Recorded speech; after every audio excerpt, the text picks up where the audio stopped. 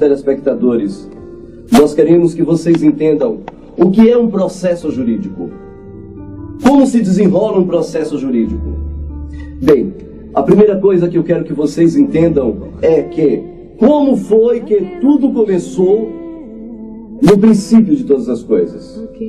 A primeira coisa que eu quero que vocês entendam que quando o Eterno criou todas as coisas, quando Elohim Adonai criou o universo, uma das suas criaturas que ele trouxe à existência, belo, perfeito, harmonicamente, inclusive no próprio livro do profeta Ezequiel 28, descreve esta criatura como uma criatura que era perfeita em todos os seus caminhos. Ele era belo, era um filho do Eterno, era lindo, harmônico, o Melahim, ele era perfeito. Gostaria que vocês, por acaso, entendessem quem era este Melahim. Ele participava dos segredos do Eterno. Ele estava presente quando o Eterno fazia todas as coisas. Este Melahim sempre estava presente quando o Eterno criava. Ele, junto com os outros Melahims, ele cantava jubilosamente e se alegrava, prezados ouvintes. Em Ezequiel 28, prezados ouvintes, a Bíblia nos diz como era este indivíduo no princípio. 28, versículo 15, nos diz: perfeito era em teus caminhos, desde o dia em que foste criado, até que se achou a transgressão da Torá em ti. Sim, prezados telespectador, aquele ser perfeito, belo, que participava sempre junto do Eterno, que estava sempre ao lado dele, aquele ser, gradativamente, ele foi se afastando de Adonai. Aquele ser belo, a Bíblia diz no versículo 16, na multidão do teu comércio, se encheu o teu interior de violência e transgrediste a Torá. Como foi que comércio se desenvolveu ali nos céus? Que tipo de comércio aconteceu ali antes de haver mundo, antes de haver sido criado antes de ter sido criado o nosso planeta? Bem, gostaria que vocês entendessem, para que vocês pudessem compreender, prezados telespectadores, o que é um processo jurídico. Um processo jurídico do universo é aberto, ou foi aberto, exatamente por causa de uma questão. O Eterno, ele criou um livre-arbítrio. Era chamado o livre-arbítrio dos Melahims, o livre-arbítrio dos anjos. O que era o livre-arbítrio dos anjos? O que vem a ser o livre-arbítrio destes Melahims? Bem, prezados ouvintes, eu gostaria que vocês entendessem que o livre-arbítrio é como se você tivesse... Como foi que o Eterno criou o livre-arbítrio? Assim como criou o livre-arbítrio lá no Éden para o homem e a sua mulher, assim também, antes de haver mundo, o Eterno criou um livre-arbítrio aqui no universo. E o livre-arbítrio do mundo, a palavra do Eterno diz que exatamente que havia trevas sobre a face do abismo. As trevas sobre a face do abismo.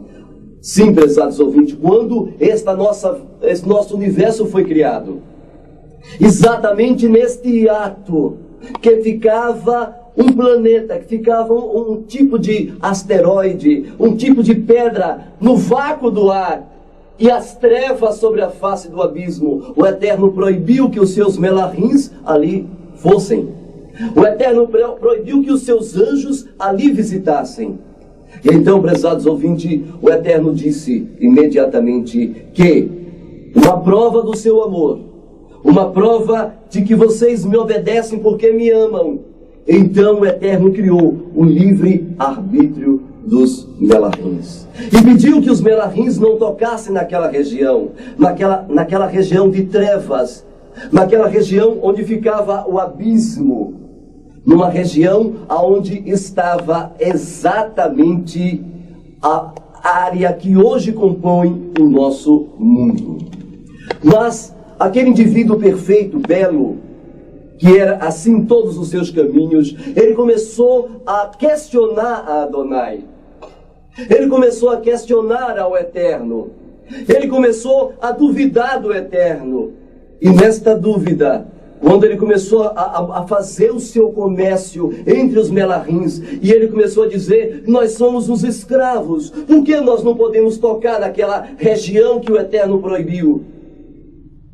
E ele começou a multiplicar o seu comércio, ele começou a propagar as suas ideias, e começou a dizer que a Torá era péssima, que este mandamento que o Eterno criou era uma coisa que privava a liberdade. Exatamente, ele começou a chamar da transgressão da Torá como liberdade. Então, aquele indivíduo começou a propagar suas ideias, e foi no local em que o Eterno, prezado telespectador, proibiu que ali estivesse. E ele transgrediu. E então começou a propagar para os outros melahins que também acompanharam em seu delito. Neste momento, o Eterno então fechou o trono. E ele veio até os melahins. E o Eterno teve uma reunião com os seus melahins.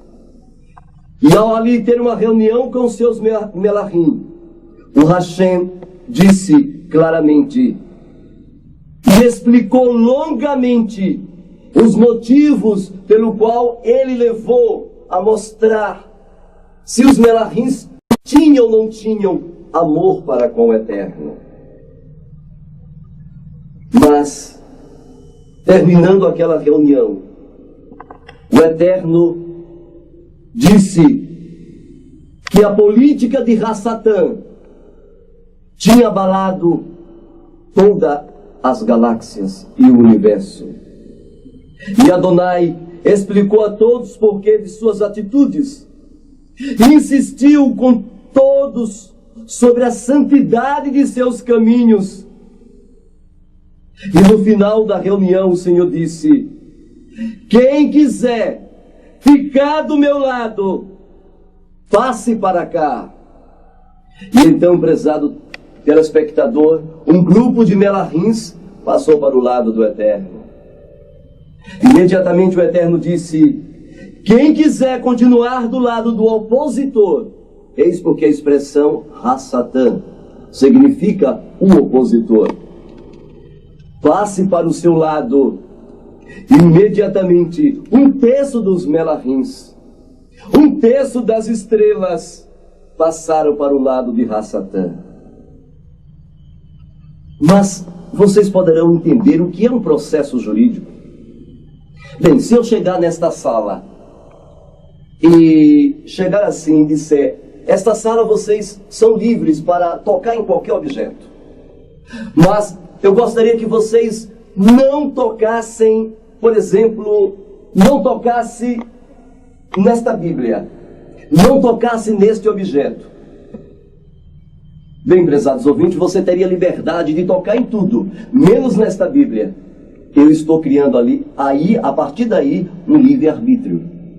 Você é livre, mas você não pode tocar naquilo. Foi isso que o Eterno fez. O livre-arbítrio dos melahins surgiu, prezado telespectador, a partir do momento que o Senhor criou uma situação em que eles podiam ou não podiam tocar. Eles tinham livre-arbítrio para fazer isso, mas no momento que eles fizessem isso, eles estariam desobedecendo a Adonai. Imediatamente, quando o Eterno fez isso, o Eterno então fechou o trono, e agora um processo de litígio, um processo jurídico, um processo litigioso começou a se desenrolar entre Hassatã, o opositor, e entre, prezados telespectador, Adonai, o Todo-Poderoso.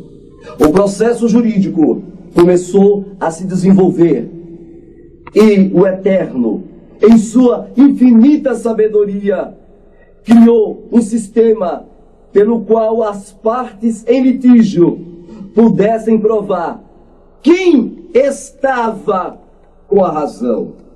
Quem dos dois estavam com a razão. A partir daí, Adonai o Altíssimo, ele foi à região, exatamente a região do processo em contenda. E ele chegando naquela região, aonde ele criara o livre arbítrio dos anjos, dos melahins.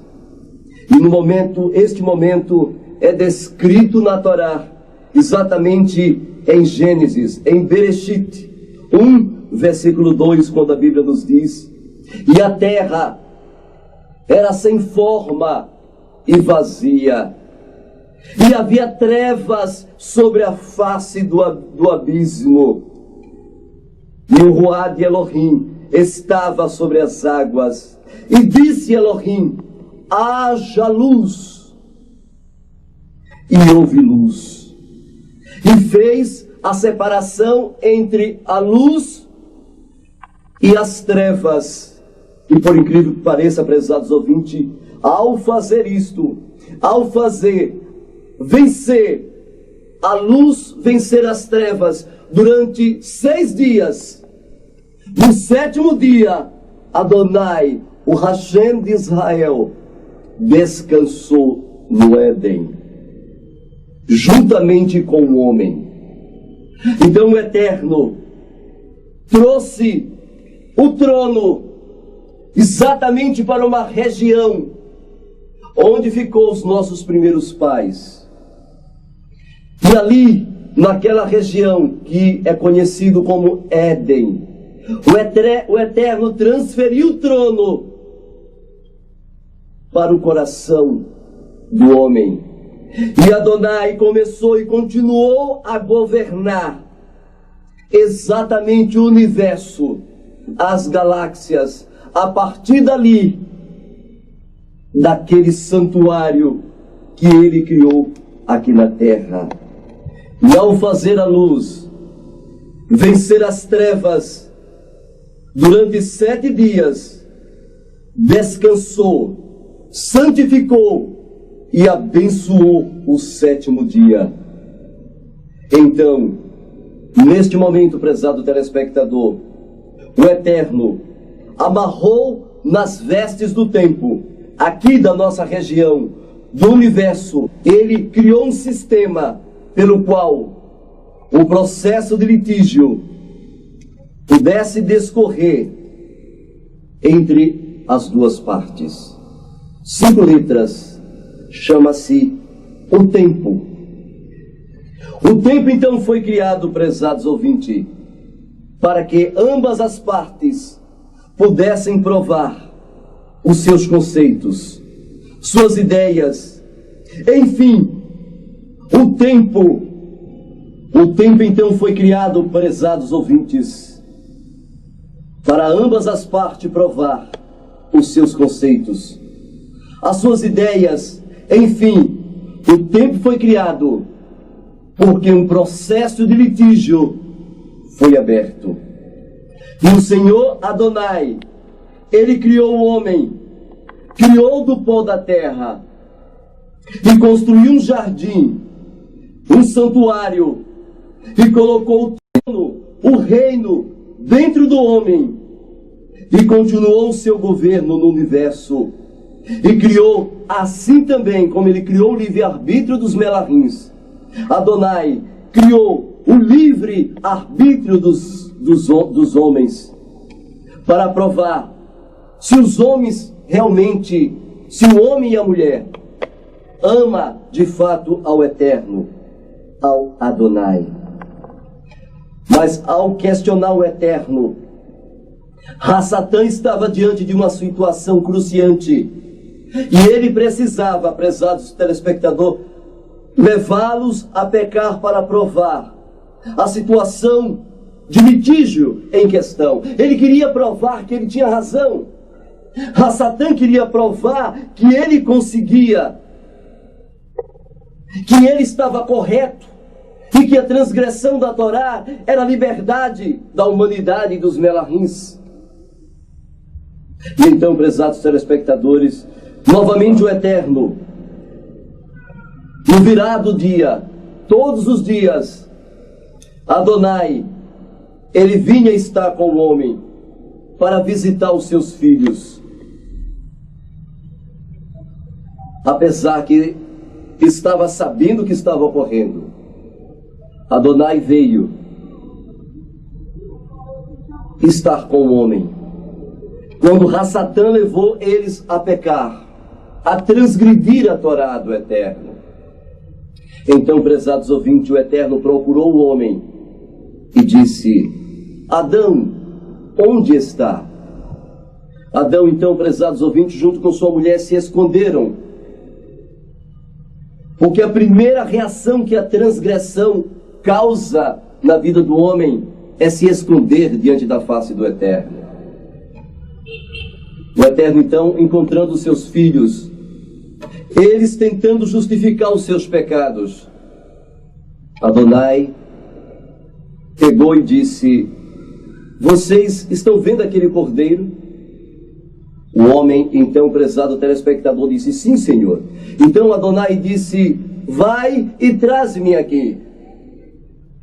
E então, automaticamente, o homem foi e pegou o cordeiro e trouxe diante da presença do Eterno. Imediatamente, o cordeiro foi colocado no altar que o Eterno tinha feito com 12 pedras. E então o Eterno disse para Adão: Adão, mata o cordeiro. Adão não sabia o que era morte. E para Adão era algo terrível aquela expressão matar, porque ele tinha uma ideia mais ou menos do que era morte. Então, prezados telespectadores, imediatamente Adão, obedecendo a voz do Eterno, imediatamente, prezados telespectadores, aconteceu o quê? Quando o cordeiro parou de respirar, naquele altar, o Eterno olhou para os olhos dos seus filhos e disse: Adão, você não vê aquele outro cordeiro brincando ali ao longe? O Eterno olhou para os olhos de sua filha e eles disseram, seus filhos: sim, Senhor, traz-me novamente o outro cordeiro aqui. E então, prezados ouvintes, aconteceu o quê? O outro cordeiro foi trazido e o Senhor mandou colocar no mesmo altar. E disse: agora pega esse cordeiro e mata. E então, Adão fez a mesma coisa, matou o segundo cordeiro. No momento, prezados ouvintes, que o segundo cordeiro morreu, no momento que a respiração daquele cordeiro parou, no momento que eles perceberam o sistema de funcionamento do orgânico, a respiração daquele animal parar, foi neste momento que eles entenderam o que é e o que significa morrer. Desta hora em diante, o Eterno olhou para os olhos dos seus filhos e, chorando, ele então começou a chorar junto com os seus filhos e disse: Adão, você me matou. Esta expressão, prezados telespectadores, se cumpriu 4.000 anos depois. O Eterno cumpriu a sua promessa. De um dos descendentes da mulher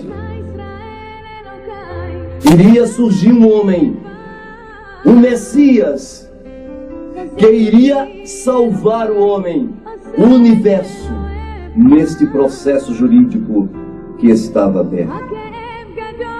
E então cumpriu-se o que estava escrito em Bereshit, Gênesis 3:21. E fez o Senhor Elohim vestimenta de peles para Adão e sua mulher, e os vestimos. Exatamente, prezados, estas vestes de pele que o Eterno fez para Adão e sua mulher foi com estas duas peles desses cordeiros que naquele dia foi morto e colocado no altar. O processo jurídico está e estava aberto. Havia um litígio, e quando o cordeiro veio ao mundo, na pessoa do Mashiach, que leva o seu nome, as 4 consoantes de Adonai, Yod, He, Vav, He, exatamente Yeshua,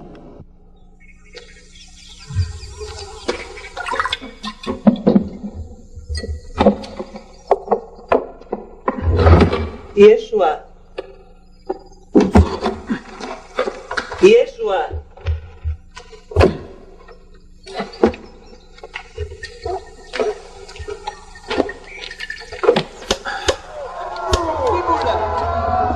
ראית דברת? לפתקם?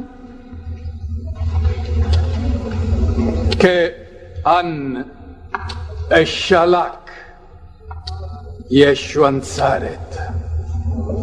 אמר לנה אין אנט משיח בר אלך החי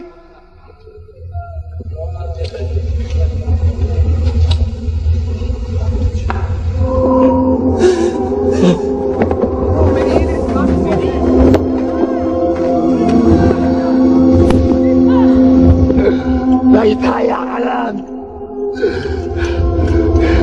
دخلت يسوع.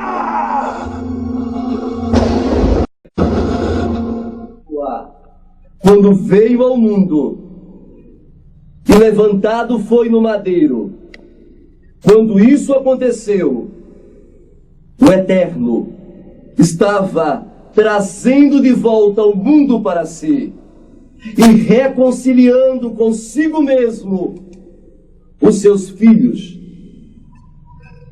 Estava conciliando consigo mesmo o universo, o mundo, através da sua morte. Então, neste momento, Satã se levantou e diante dos Melahins e diante do universo, Satã, diante do trono do Eterno, foi e aproximou-se diante do Eterno, exatamente quando uma destas vezes os seus filhos iam ter com ele em reuniões. Exatamente está descrito no livro de Ió, no livro de Jó. E então Satã disse: eu quero governar, eu tenho direito de governo. E estas palavras de Satã está descrita com clareza. Exatamente parte deste grande conflito foi mostrado a um profeta, a um Navi da Bíblia. E Daniel, prezado telespectadores, ele estava ali contemplando estas cenas quando Satã, lá nos céus, em uma das reuniões, Satã exigiu que ele tinha direito de governar, e ele exigiu isso diante da face de Elohim.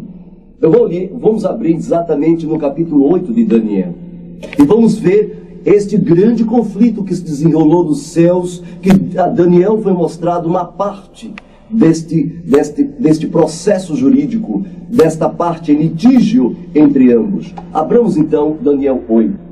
Exatamente na visão que foi mostrada ao profeta Daniel, no capítulo 8. Exatamente, Daniel, ele viu parte deste conflito. Este momento em que Satã exigiu o governo, exigiu o trono, porque era um direito que ele tinha.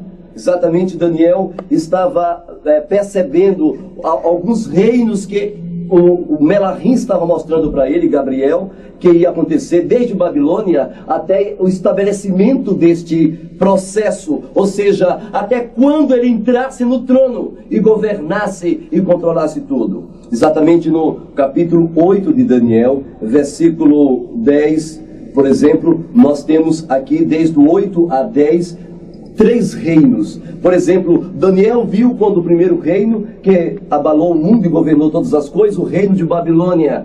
Exatamente, o reino de Babilônia simbolizado pelo leão, e na estátua simbolizado pela cabeça de ouro. Logo depois Daniel viu o segundo reino, o reino dos Medo-Persas. O reino dos Medo-Persas, exatamente os reinos que estariam ligados juntos, Medos e Persas, e simbolizado por um outro animal, o urso, que tinha 3 costelas na boca.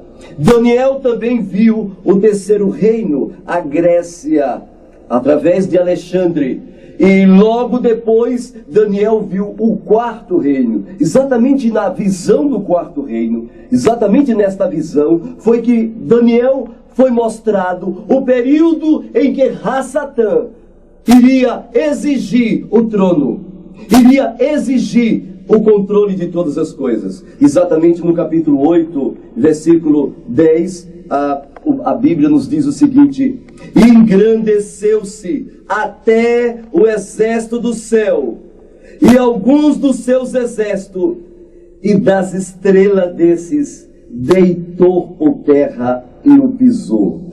Exatamente, Adonai estava mostrando que exatamente no período do quarto reino, no período em que o Império Romano entrasse, simbolizado pelas partes de ferro da estátua, e simbolizado também como animal, um monstro, que tinha 10 chifres e 7 cabeças. Exatamente, Daniel começava a perceber o desenvolvimento deste poder apóstata, deste poder de Rassatã. E a Bíblia nos diz exatamente no versículo 10 que ele cresceu tanto, ele se desenvolveu até ao exército do céu. E no versículo 11 disse: e ele se engrandeceu até o príncipe do exército, e dele tirou o contínuo. A palavra aqui, prezados telespectadores, é exatamente tamid.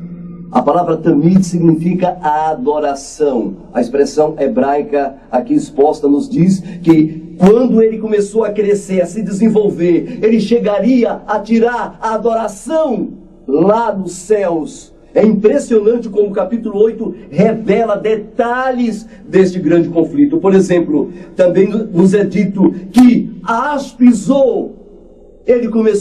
Quando ele começou a ter controle, o profeta viu que quando ele tivesse o controle do universo, quando ele estivesse ali tendo o controle da adoração, que ele estivesse no trono, ele iria pisar o príncipe, pisar também as estrelas. Sim, o versículo 11 diz: ele se engrandeceu até o príncipe do exército. No 12 diz: e o exército lhe foi entregue com contínuo. Exatamente com o contínuo. Aí o exército, ou seja, todos estavam agora submissos, sob seu controle, juntamente com a adoração. Por causa de quê? Qual era o direito que ele tinha de fazer isto? Qual era o direito que Rassatã tinha de tomar o controle lá nos céus do tamid da adoração? E exatamente no versículo, nos versos seguintes, diz: por causa da transgressão. Foi isso que ele disse diante do Eterno Todo-Poderoso. Rassatã, ele disse: eu tenho direito do trono. E isso aconteceu, prezados ouvintes, exatamente depois da morte de Yeshua. Essa revelação foi passada pelo Instituto de Herança Judaico. Exatamente depois da morte de Yeshua, ele subiu ao trono e ele disse: eu tenho direito de governar. E quando você abre um litígio, automaticamente é dado exatamente pelo ato de direito, de você provar. Quando você está diante de um juiz, que alguém abre um litígio com você, você tem um momento de você mostrar as suas teses, mostrar que você está correto. Você tem um direito de mostrar que você está com a razão. Assim também Adonai, o Hashem, assim também Adonai tem o direito de mostrar que está com a razão. Adonai tem o direito de mostrar que sua lei é santa, é boa, é justa. que a sua Torá é santa. E Satanás, ele disse, eu tenho direito, e era verdade, prezados telespectadores, é verdade, ele tinha um direito, e está escrito por causa da transgressão. Por causa de quem? Por causa da transgressão de Adão, por causa da transgressão de Abraão, de Moshe, dos patriarcas. Ele tinha o direito de governar por causa da transgressão de toda a humanidade. E a Bíblia diz ainda logo adiante que lançou a verdade por terra, fez isso e prosperou. E depois, naquele momento, então, Satanás se engrandeceu. Ou seja, o Eterno estava mostrando que chegaria um momento que ele entraria no controle do universo. E neste momento da visão, no versículo 13 diz, depois vi um anjo que falava com outro anjo, dizendo, até quando durará a visão do sacrifício contínuo? Ou seja, até quando durará a visão do tamide, do controle desta adoração? Até quando, em outras palavras, até quando Satã vai controlar, vai querer provar? Até quando Adonai vai provar, vai permitir que, neste processo aberto jurídico do universo, chamado tempo, o Eterno permitirá que ele controle o tamide, a adoração? E então o outro Melahim disse exatamente, até quando o exército vai ser pisado? Até quando vai continuar essa assoladora adoração? Porque era coisa terrível. Inclusive, no momento em que ele começou a controlar a situação, no momento em que ele começou a se engrandecer até o príncipe dos céus, Satã começou a macular o lugar santíssimo. Ali, no local do tamide, Satã começou a espancar os outros Melahims e a esnobar do próprio Eterno, do próprio príncipe, que era o próprio Eterno em pessoa, na sua forma imanente. Por isso que a palavra do Eterno diz, se engrandeceu até o príncipe. E aquilo era algo abominável.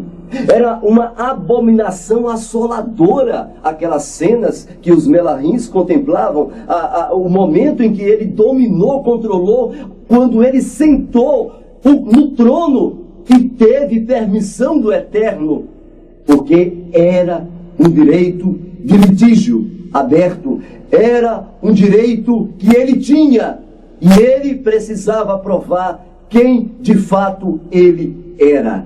No momento que o outro Melahim perguntava a um outro Melahim, e então, prezados ouvintes, no versículo 14, a resposta é dada. O outro Melahim respondeu, o outro anjo disse, até 2300 tardes e manhã o santuário será purificado.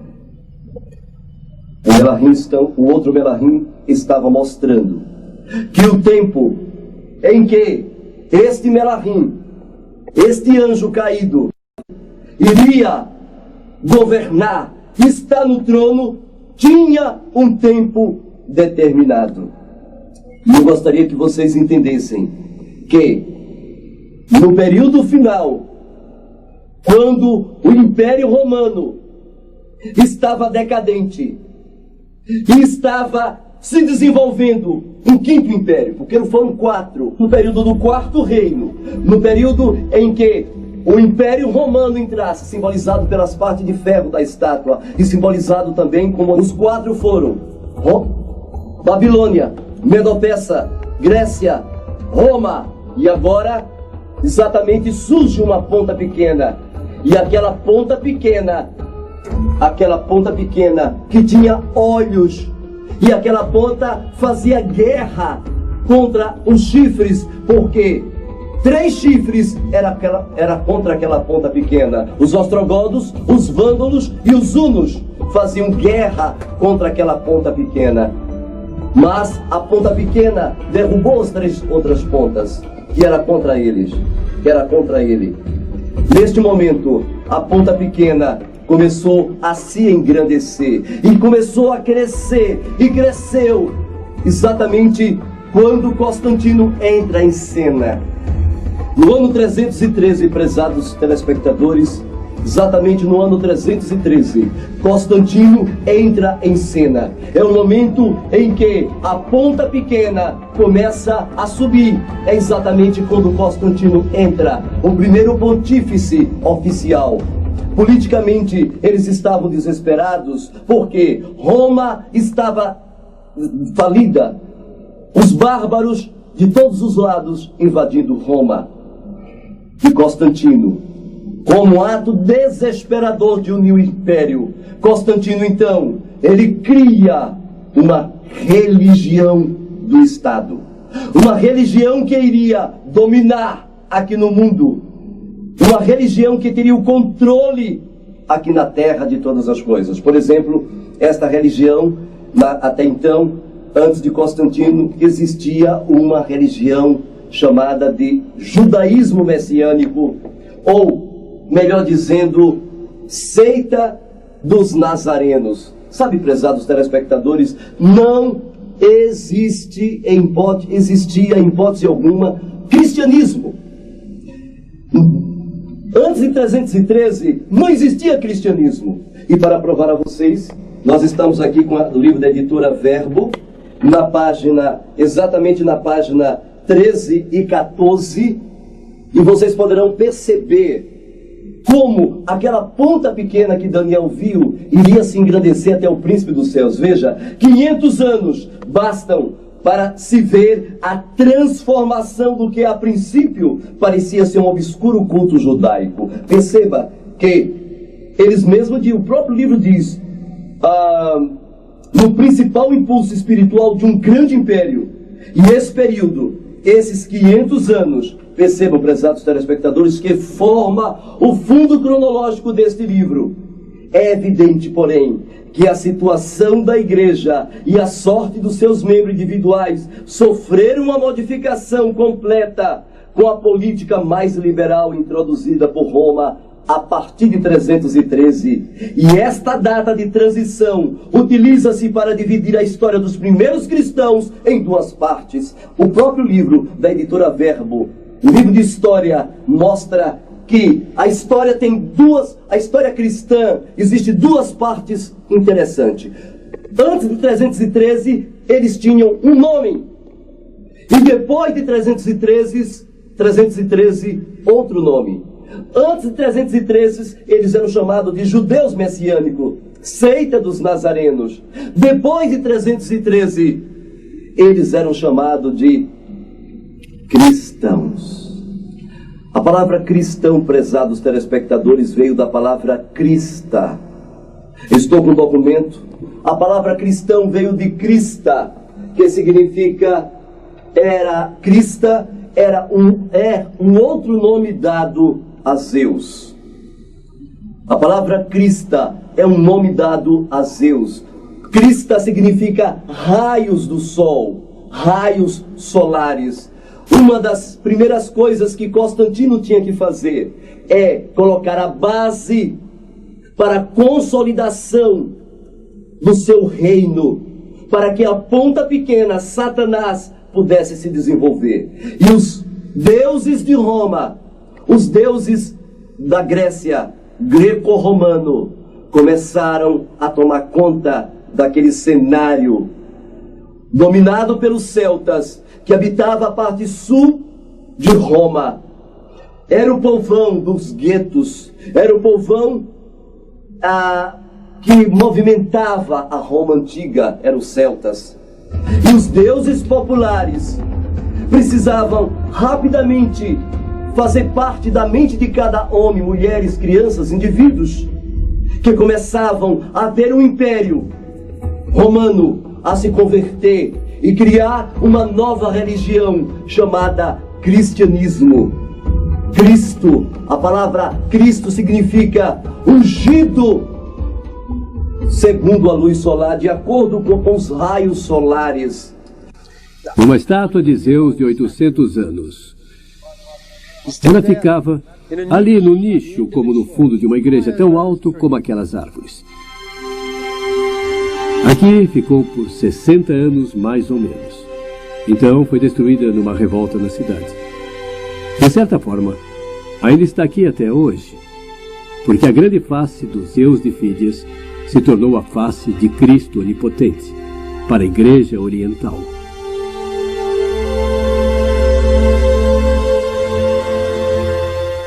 Esta é a pequena igreja de São Xavier, em Kora, Istambul, um dos mais belos monumentos bizantinos que sobreviveu, uma caixa de joias teológica. E aqui está o grande Zeus em suas paredes. Zeus é Cristo, 1000 anos depois que o marfim original virou cinzas do palácio de Loses. Lá está São Pedro segurando as chaves do paraíso. Ele sempre é mostrado assim, como um homem de rosto amedrontado, cabelos longos e crespos e uma barba curta e loira. Agora, vejam São Paulo. Ele sempre é mostrado assim, completamente diferente. Pouco cabelo, testa pronunciada, barba longa e desordenada e um grande nariz de gancho. Qualquer um que viesse à igreja saberia quem eles eram apenas pela forma tradicional de retratá-los. Agora, olhe para cima, sentado em seu trono, o Zeus olímpico, como Cristo. Como é que um deus pagão chegou a assumir a própria imagem de Cristo? Uma das primeiras coisas, então, que Constantino introduz é, dentro do cristianismo, a palavra Deus. E eu estou aqui, meus prezados telespectadores, exatamente com o livro Deuses da Antiguidade Clássica. E neste livro mostra como Deus exatamente entrou no mundo em que vivemos. Por exemplo, a palavra Deus veio de Júpiter.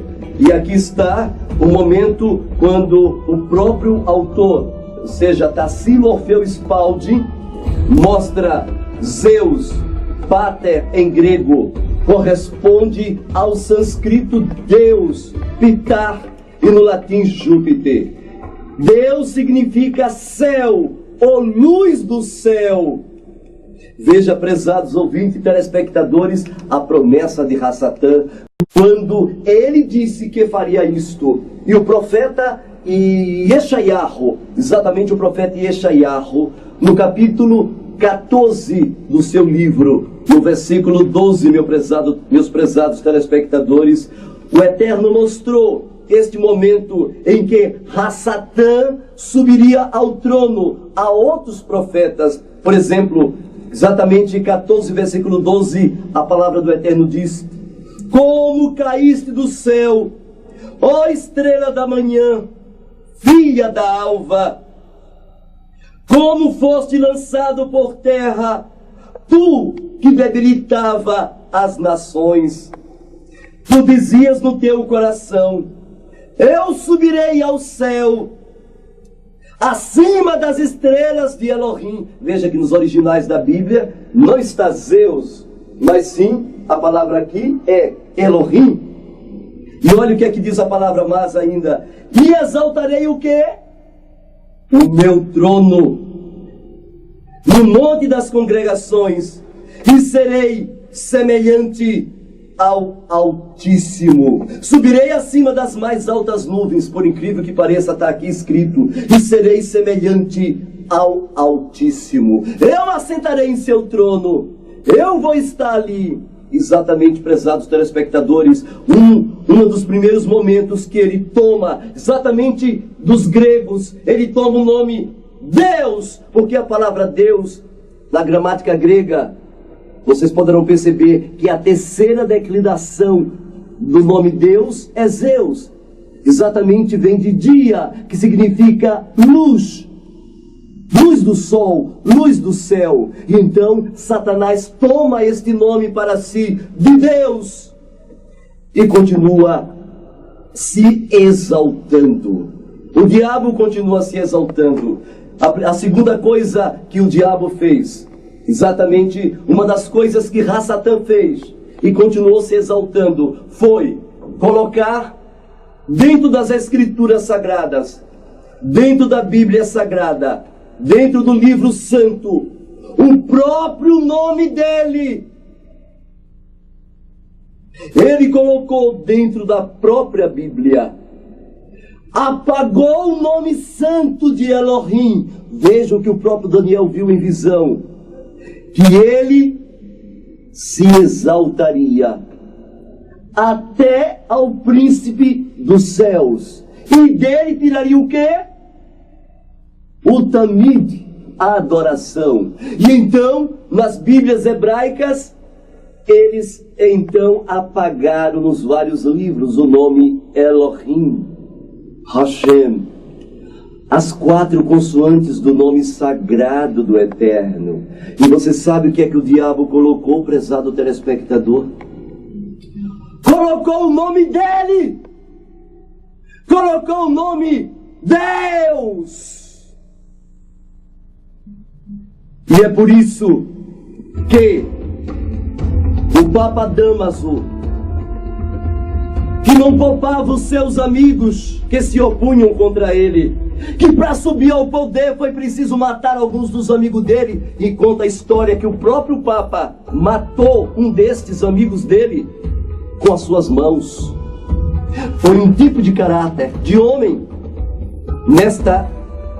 desta espécie, desta natureza, assassino, que pediu ao bispo Jerônimo que fizesse a tradução da Bíblia.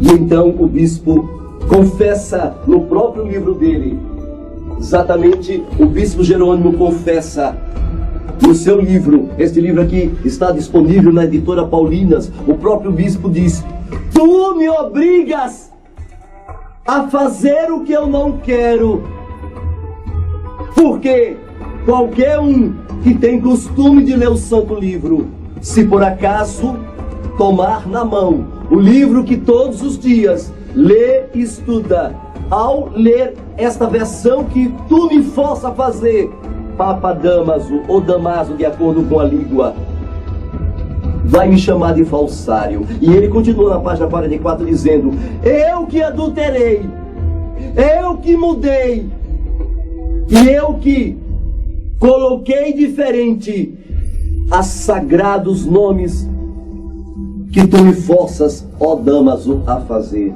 Eu quero que vocês entendam, prezados ouvintes, que, por incrível que pareça, os santos, então, os santos pagãos começam a entrar dentro da igreja cristã que está se desenvolvendo, da ponta pequena que está agora se desenvolvendo. Exatamente um livro de Juan Atienza, da editora Ícone, já disponível nas bancas e nas livrarias, retrata este momento dizendo, falando sobre os santos pagãos.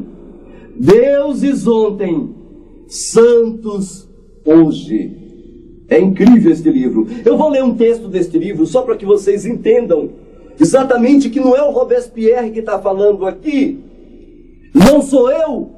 Veja, minha preocupação é que vocês entendam, telespectadores que estão nos ouvindo, como foi que aquela ponta pequena começou a se desenvolver e a se engrandecer até os exércitos dos céus. Vejam, na página 10 do livro diz o seguinte: e para dar um exemplo entre muitos outros, no último parágrafo, e para dar um exemplo entre muitos, quando se ofereceu a possibilidade de sua oficialização nos tempos de Constantino o Grande, as mesmas hierarquias eclesiásticas não tiveram dúvidas na hora de identificar Jesus Cristo com aquele sol invictus pelo qual o imperador tinha tanto afeto, e o seu nascimento foi celebrado no dia 25 de dezembro, oficialmente o nascimento do sol. Veja que na página 11 complementa dizendo: enquanto estiveram submetidos ao império, conservaram as suas crenças, alteradas apenas por sutis mudanças de nomes. Sim, prezado telespectadores, as mudanças de nomes. Aí está o que Hassatan fez para cobrir, para se esconder. Ele pegou os nomes, exatamente o que está escrito, os santos pagãos. É o que está escrito aqui. Santos deuses ontem na mitologia e santos hoje. Eles então incorporaram todas este panteão de deuses e trocaram, pegaram os nomes sagrados da Bíblia e começaram a fazer mudanças terríveis. Por exemplo, o nome de Isaías nunca foi Isaías, é uma blasfêmia, o nome é Yeshayahu. Ezequiel, outros nomes, por exemplo, nós temos aqui Jeremias, nunca foi Jeremias o nome dele, mas Ieniahu. Mateus, veja, Teus vem de Deus, Zeus, nunca foi Mateus, mas Matitiahu. João, nunca foi João. A palavra João, inclusive neste próprio livro, prova que a palavra João veio de Jano, que era uma das divindades, e ele coloca bem claro, João, divindade pagã, oriunda exatamente da genialidade greco-romana, que era Juno e Jano. Juno, Júpiter, Jano, João. E então, prezados ouvintes, uma dessas características que eles absorveram para si, que eles tomaram para si, para que o desenvolvimento da ponta pequena chegasse até os céus, foi as mudanças que eles processaram aí através dos nomes. E entre estes muito, o nome Maria, não é Maria, é Míria o nome dela. Entre estes outros, Paulo, não existe Paulo, mas sim Shaul. E eles mudaram, uma das mudanças que foi terrível é o nome de Yaakov. Eles botaram Tiago. Exatamente, prezados ouvintes, os deuses greco-romanos adentraram nas sagradas escrituras e tomaram o nome sagrado, os nomes santos, foram